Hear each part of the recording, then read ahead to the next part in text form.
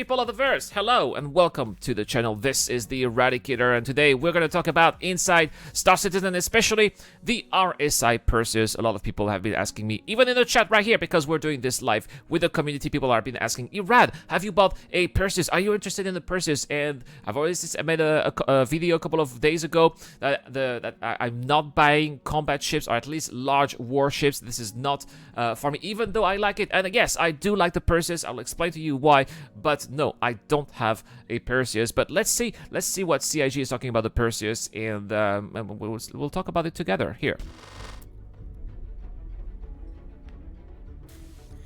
So this ship is really a military ship. It's about destroying other big ships. Because it's so formidable that you're in a fight, and if somebody turns up with a fleet, and that's what I like. You know, this ship is about destroying other big ships. That's super cool. I love this. The problem is, you know, in Star Citizen, how many times do you see other big ships, right? How many times do you see other big ships? I don't know. I see a lot of fighters. Sometimes, you know, a couple of Retaliator bombers eventually, but I don't see a lot of hammerheads. You know, when there's Carax, people don't fight with Carax. The Carax is not really a combat ship, right? Sometimes we see the 890 jump eventually, but again, it's not really a combat ship. The 890 jump is not going to do much damage if you have a ship that is fast and agile. So, as of right now, I don't really see what the purpose of the Perseus is in the verse. Now, in the future, where we're going to have the Idris and we're going to fight the Idris, a couple of Perseus, not one. I don't think that one Perseus will be strong enough. But a couple of Perseus will probably be very useful. The problem is that I'm mostly a solo player. So how am I going to destroy big ships on my own? It's impossible, right? So that's the reason why I don't think the Perseus is a ship for me. But let's see, you know, maybe you guys will change my mind. Maybe CIG will change my mind. Hey, JT, how are you doing today? Stacked full of gunships. You're just going to be like, oh, damn. Paul Jones. Yeah, that was Paul Jones's voice. Big shout out to Paul Jones. He's been with CIG for the past 7 years now, and it's awesome to have such dedicated and passionate devs working on those ships. Star Citizen is sort of built around a capital ship, or capital ships as its core. So you have the Javelin, which is a destroyer, so that is designed for really duking it out with other big capital ships. No, Omicron, I am not kidding. I don't know how often you play the game. You say that there are plenty of big ships to kill. When? Every time I play, sometimes I see a player popping a hammerhead. Sometimes I see an 890 jump. Sometimes a car, but no, sorry. Sorry, there are not plenty of ships to kill right now in the verse. No, and as long as we're going to have the 50-player caps and we're limited to 50 players per server, that's not going to be the case. So you see, you always see your hammerhead or a Carrack. Yeah, but are you going to be in a combat situation against that Carrack? Are you going to fight that hammerhead? Is that hammerhead hostile or not, right? Personally, yeah, same as Shadowrise says here, I rarely see any hammerheads or any of those big ships, and they're not going to be that common until we get server meshing and we get hundreds or thousands of players into one server, and maybe the few combat ships that will be there around will be visible to everybody out there. But as of right now, it's not really the case. You have the Idris, which is a carrier, so can sort of take on other big ships. It's got a big railgun on the front, but primarily it's there to deliver fighters. Yes, the Idris is going to be, of course, a pocket carrier, sort of, and yeah, it's not going to be really a ship-to-ship combat vessel, to say the least, right? But yeah, and the other problem with capital ships is that you need to crew them too. So let's say you need, let's say 6, for example, for the Perseus. You need six people to crew a Perseus. That's already more than 10% of the entire server capacity. 10% is a lot. So, I mean, who are you going to fight? If you already have 10% of the server capacity, you need to, if you want to have that fight being interesting, you need to be fighting against another ship that is going to be fully crewed as well. So you gotta have 20 to 25% of the server capacity into 2 ships that are going to be fighting. That just doesn't make any sense right now. And then you have the Polaris, which is a long-range torpedo boat, and you have the Hammerhead, which is a great anti-fighter screen. Yes, anti-fighter, obviously, right? The Hammerhead is great at fighters, but I think that it is going to run when it's going to see some Perseuses. What we're missing is this hybrid role that sits between the Hammerhead and the Polaris, that is your fleet defense ship, that is moderately large size and capable of dishing out firepower to deal with large ship threats that aren't quite capital ships. It has been a while since we've done an RSI ship. It's not been a while. Come on, the last time was the Mantis. It wasn't too long ago. I think it was last year, right? Obviously, there are some in the fleet already. And then you take all those and you fold in the function. Oh, who wants to have an Apollo here? I got an Apollo in my fleet. Looking forward to that medical gameplay that's coming up, hopefully next year, right? When we were designing this ship, it was obviously built around the concept of having these large turrets, that you had a bridge on the front, but it... Yeah, guys, that's very impressive. Size 7 turrets, one on the top, one below the ship as well. Look at that, there's a test squadron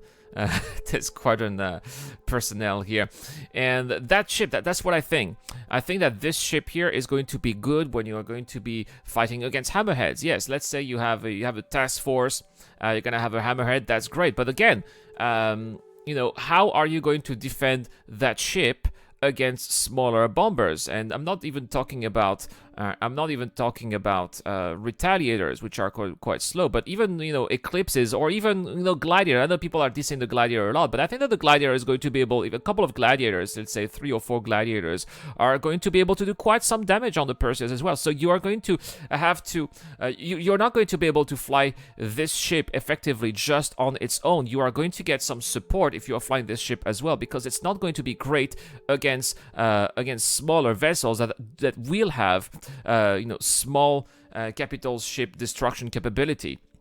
Yeah, point defense is going to be an issue, says Dr. Foreman. I absolutely agree. It's going to be great at taking down hammerheads, yeah, for sure. But when you are going to have eclipses, retaliators, or even gladiators, I'm not so sure about the effectiveness of this ship, and it is going to rely on other vessels. I don't think that you'll be able to fly this ship solo. You are going to have to get at least 2 hammerheads corvettes and 1 Perseus in the middle to have an effective task force, in my opinion. It sort of just felt like a Polaris with a turret on the top and the bottom, and for a ship of this style, having that bridge at the front didn't quite sit well with us, so we then tried alternates with a more traditional bridge, taking cues from the Bengal, and that definitely looks... Yeah, the bridge here is looking quite nice. I like the fact that it is a little bit behind, allows you to have a look at that huge, massive gun in the front, which really makes you believe like you are in a Navy ship here, unlike when you are in the front of the ship, which makes you think like you're more into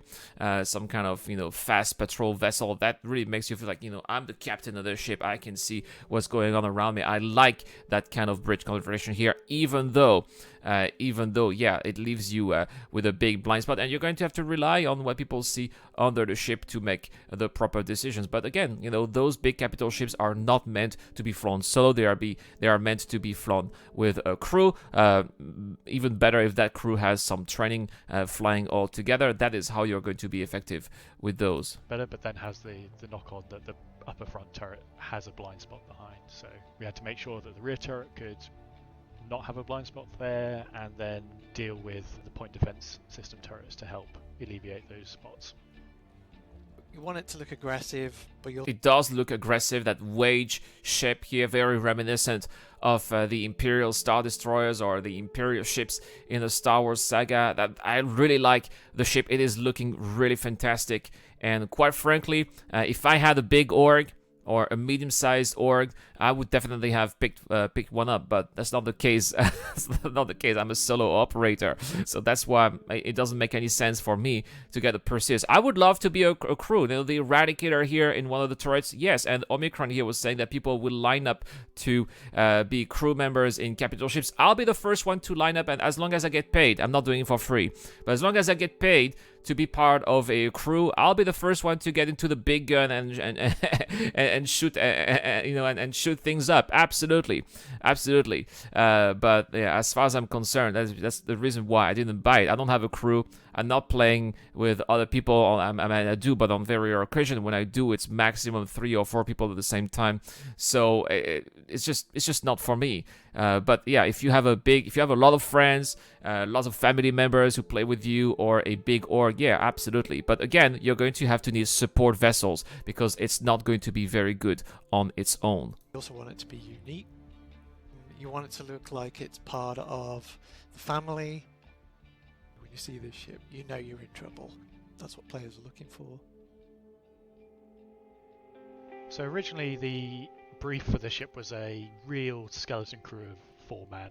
So you had the pilot, the captain, and the 2 turret gunners. But as we Well, but you're gonna need engineers as well, right? Because there's going to be the whole engineering gameplay. If something is broken and you don't have any engineers, it's not gonna work. about the ship, it sort of felt a bit odd that such a small crew was operating such a relatively large ship. We're talking about, I think the ship is above 100 meters long, so that is, I mean, it is Corvette sized. It is Corvette size, right? So that is 4 people for just such like, it was indeed a little bit too much. 6 already feels quite underwhelming, but if the crew is effective, that surely is going to be able to deal enough damage and fulfill its role. So the crew size for the ship is 6 man. That gives you a pilot, captain, 2 manned turret guns because the S7 twin turrets are manned, and then it leaves you with these 2 extra roles that are really flexible in terms of what you want them to do. So we wanted to layer in. All right, let's have a look at the interior here.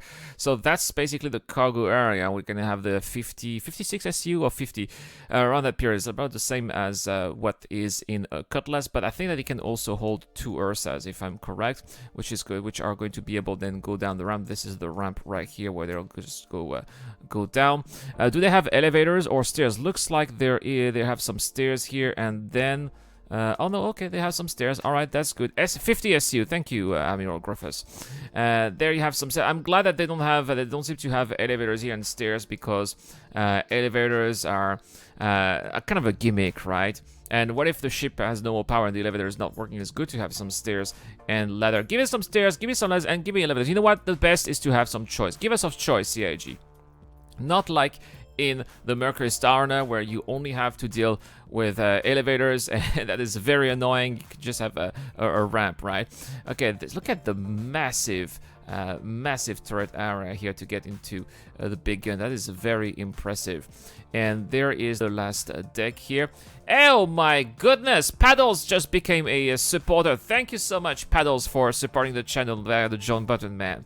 And this is the bridge here, but where is the crew area? Is it going to be here, or is it going to be behind the bridge? I suppose they're going to say it afterwards. In all the functionality that John wanted, but also make it easy to navigate. It should be clear for the player at any point what part of the ship they're in, and it's split over 3 decks. Okay, so it looks like this is where the crew area is going to be, right? Yeah, there are a few ships with stairs, including the Starfarer, for example, but these are not really references in terms of interior design. The lower deck is your cargo. Yeah, the Caterpillar has stairs too. Yeah. To the lower turret, and then you go up, and then that's sort of the main deck, and that goes from front to back. It seems very small. That seems like a very small deck, but again, it's not an exploration ship. See what I mean, right? Those ships labeled as explorations have a very comfortable interior. This is a combat ship, so you're not supposed to be wasting your time in the mess, right? You're supposed to be spending most of your time in the turrets or in the bridge. You can reach your front turret torpedo room, or you can go right back into habitation and the captain's room. And there's also a central lift for ease of navigation, basically. And then the top floor is bridge, escape pods, and engineering section. All right, it has escape pods. So cool. For a player, it should all be quite straightforward. I think the ship there are the torpedoes. Size 5 torpedoes again. Not the biggest torpedoes in game, but it compensates that with a size 7 gun. So again, showing that this ship is not going to be here to take down Idris is on its own. It probably is going to be much easier to take down other Perseuses or Persei, how to say that, other Hammerheads. Yeah, sure. Karas, A90 Gems. It's going to be that kind of capital of ships that the Perseus is going to be able to take down. But Idris is going to take more than one to take one down. Yeah, 20 size 5 torps in Shadow Rise, but the thing is, let's remember that in 3.12 it's also going to be much easier to take down torpedoes too, with turrets or with lasers, because these torpedoes are going to be much slower as well, right? Same side as a Gladiator, Shadow Rise. You are making a very interesting point here. The fleet gameplay that is growing within Star Citizen. We've already seen aspects of that with the Invictus launch week. you've seen the capital ships in game. There's obviously the hammerhead in game already. When this is in game, you'll also have much more of a rounded fleet to play with that will provide a great threat and deterrence to other players. All right, all right. Well, very cool. Again, I like this ship. It's looking fantastic. I would love to be a crewman in one of those big guns. Absolutely. If one day I have a large enough organization or business organization, this could be a great ship to maybe defend any installation that could be under attack by pirates or rival organizations. Absolutely. But as much as I would love to own one, I don't think that it is for me right now. But again, kudos to everyone who supports the game and got one, because I think that the RSI day was like the most successful day ever in the last sale. So that's awesome, you guys. You guys are making, you know, more progress for this game possible. So that's super cool, right? You got one, Colossus. Not silly you know, cool for you, man. I'm really glad. If one day, Colossus, by the way, I don't know if you are in my Discord, but if one day you are flying that Perseus when it's available, just tell me on Discord. Say, hey, Rad, do you want to play God of Perseus? If I'm available, I would love to. Absolutely. Absolutely. As long as you pay me. As long as you pay me. And that's all for this video about the Perseus, guys. But please tell me what you guys think in the comments down below about that ship. Did you buy one? I'd like to know down there. That's all for this video, but stay tuned, guys, because we've got more coming up. We're going to talk about crime stat as well in another video coming up. So, yeah, stay tuned. This is the Eradicator. I'll see you guys later. This video is brought to you by the people who support this channel on Patreon and via the join button as well. Supporters of the channel get access to lots of cool perks, such as access to my private Discord, your question answered in the show, you get to know when I'm going to play, and also you get to have a chance to influence the editorial line of the channel. Any help is appreciated, starts at just $1 a month. Thank you very much for watching. This is the Eradicator, and I'll see you guys later.